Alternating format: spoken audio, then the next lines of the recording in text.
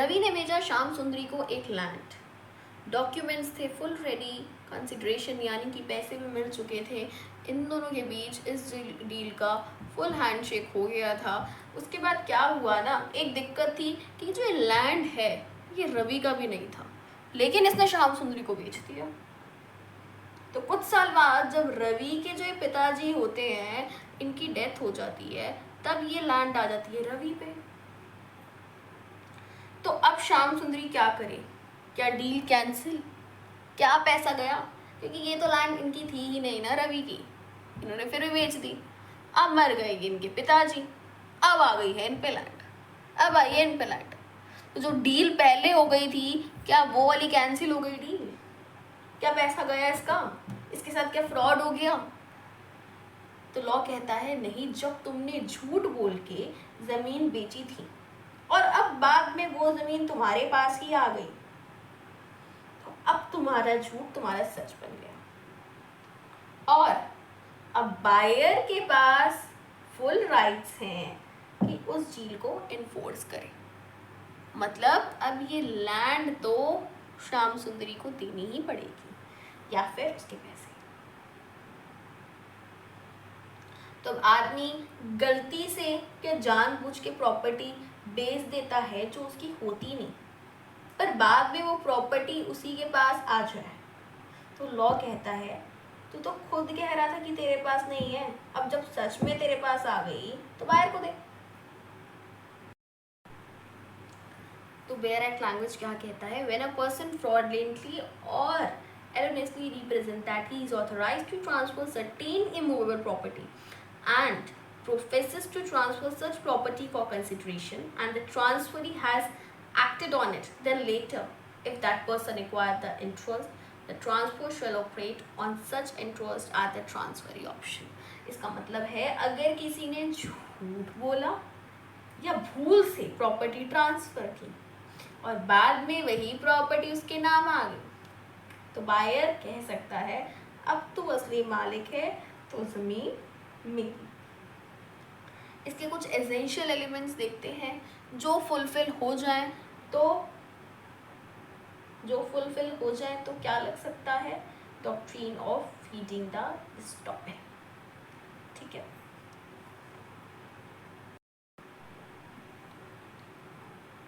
अब आते हैं एसेंशियल पे, फ्रॉडलेंट रिप्रेजेंटेशन। इसका फ्रॉडलेंट और एरोनियस रिप्रेजेंटेशन भी कह सकती हो। जब बायर ये कहता है ना कि प्लॉट मेरा है जबकि नहीं था, तो उसे कहते हैं fraudulent representation. Transfer for consideration, buyer ने पैसा दिया हो, गिफ्ट नहीं दिया हो, कंसिडरेशन दिया है मतलब, ठीक है। Transfer acts in good faith, buyer ने भरोसा किया, transfer acts in good faith. Later acquisition of title, बाद में जो सेलर है वो फ्यूचर में ओनर बन गया। Buyer must know the truth, अगर बायर जानता था कि सेलर ओनर नहीं है तो सेक्शन 43 के अप्लाई नहीं होगा।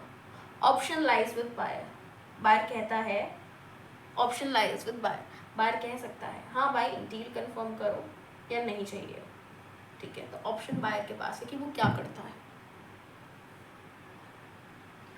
थोड़ा एक एग्जांपल से देखते हैं फॉर फुल क्लैरिटी। तो उसको एक एग्जांपल के थ्रू समझते हैं। रमेश ने क्या करा, 1 एकड़ लैंड जो है वो सुरेश को ट्रांसफ़र करी, ठीक है। कितने की? 10 लाख की फॉर से, ठीक है। लेकिन डॉक्यूमेंट्स भी साइन हो गए, पैसा भी ट्रांसफ़र हो गया, पर लैंड तो रमेश की थी ही नहीं, लैंड तो इसकी दादा की थी। अब क्या हुआ, 3 साल बाद यहाँ से यहाँ आ गई प्रॉपर्टी थ्रू विल, 3 साल बाद, ठीक है। 3 साल बाद यहाँ से यहाँ आ गई प्रॉपर्टी विल के थ्रू फॉर से। तो सुरेश कोर्ट गया, बोला आज तुम्हारे पास जो जमीन आई है ना उस पर मेरा हक 3 साल पहले ही है। कोर्ट ने कहा एब्सोल्युटली राइट, कोर्ट ने कहा absolutely right, section 43 applies. Ramesh अपने ही झूठ में फंस गया और सुरेश को जमीन मिल गई। इससे कहते हैं डॉक्ट्रिन ऑफ फीडिंग स्टॉप है। अब इसकी एक्सेप्शन क्या है कि कब सेक्शन 43 अप्लाई नहीं होगा। अगर आपने पैसा तो दिया ही नहीं, सिर्फ कंसिडरेशन में था, सिर्फ गिफ्ट खेल रहे थे, तो अप्लाई नहीं होगा। सेक्शन 43 है जब बायर पहले से ही नहीं, if buyer knew seller was not the owner, अगर बायर को पहले से ही पता है कि भाई सेलर तो ओनर है ही नहीं, फिर भी वो ये कर रहा है, तो भी सेक्शन 43 अप्लाई नहीं होगा। ठीक है। If seller never becomes the owner later, अगर सेलर बाद में भी ओनर नहीं बना तो भी अप्लाई नहीं होगा। If buyer and seller both are involved in the fraud, तो भी सेक्शन 43 अप्लाई नहीं होगा। जब दोनों ही फ्रॉड कर रहे हैं तो क्यों ही अप्लाई होगा सेक्शन 43। ठीक है। अब बायर को पहले से ही पता है कि सेलर का ज़मीन नहीं है, फिर भी वो ले रहा है, तो भी ये सेक्शन 43 अप्लाई नहीं होगा। और सेलर अगर बाद में ओनर नहीं बनता तो उसको क्या ही लैंड देगा, तो भी ये सेक्शन 43 नहीं अप्लाई होगा। ठीक है। तो सेक्शन 43 तो तभी अप्लाई होगा ना, सेलर की बाद में लैंड हो जाती है तब तो वो बायर, समझ रहे हो। तो ये हो गया एक्सेप्शन। अब एक बार देख लेते हैं इसके 3 लैंडमार्क जजमेंट। देखते हैं लैंडमार्क केस लॉस। तो इस केस में क्या हुआ, सेलर ने, ठीक है, सेलर ने टेम्पल लैंड बेच दिया जो उसका था ही नहीं, बाद में वो उसका बन गया। तो बायर ने बोला अब तो असली ओनर हो, जमीन दो। कोर्ट ने बोला सेक्शन 43 का फुल बेनिफिट मिलेगा। ठीक है। राम प्रीति वर्सेस यूपी स्टेट। इस केस में एक वुमेन नेम्ड, ये वुमेन थी राम प्रीति, इन्होंने लैंड परचेज किया, वो भी from someone who was not the actual owner. ठीक है, वो एक्चुअल ओनर नहीं थे, बाद में पता चला कि लैंड किसी और के नाम पर रजिस्टर्ड था। तो गवर्नमेंट की तरफ से तो राम प्रीति ने क्लेम किया कि सेक्शन 43 के तहत उन्हें लैंड मिलनी चाहिए क्योंकि उन्होंने भरोसा करके पैसा दिया था। बट द ट्विस्ट, कोर्ट ने इन्वेस्टिगेशन में बाद में देखा कि राम प्रीति जो है वो भी उस फ्रॉड में शामिल थी। उन्होंने बिना वेरिफिकेशन के लैंड रजिस्टर करवा ली थी, जबकि उन्हें पता था कि एक्चुअल ओनरशिप क्लियर नहीं थी। इसका मतलब ये था कि ट्रांसफरी जो है राम प्रीति, ये भी इनोसेंट नहीं थी और उन्होंने भी इंटेंशनली प्रॉपर्टी को इलीगल तरीके से ही एक्वायर किया था। तो section 43 is based on equity, it can not be invoked when the transferee is a party on the fraud. ये जजमेंट आया है इसमें। One who comes to equity must come with clean hands.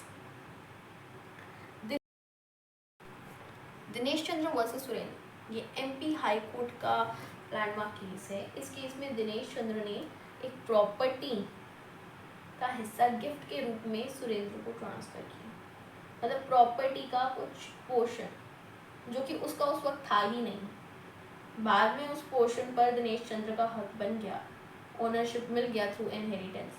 तो सुरेंद्र ने बोला अब तो आपके पास ओनरशिप आ गई ना, तो अब तो पूरा गिफ्ट वैलिड मान लो, सेक्शन 43 अप्लाई कर दो। तो हाई कोर्ट ने बोला नो, सेक्शन 43 तभी अप्लाई होता है जब ट्रांसफर फॉर कंसिडरेशन हो, सेल हो, एक्सचेंज हो, मॉनेटरी एक्सपेक्ट्स में डीलिंग हुई हो।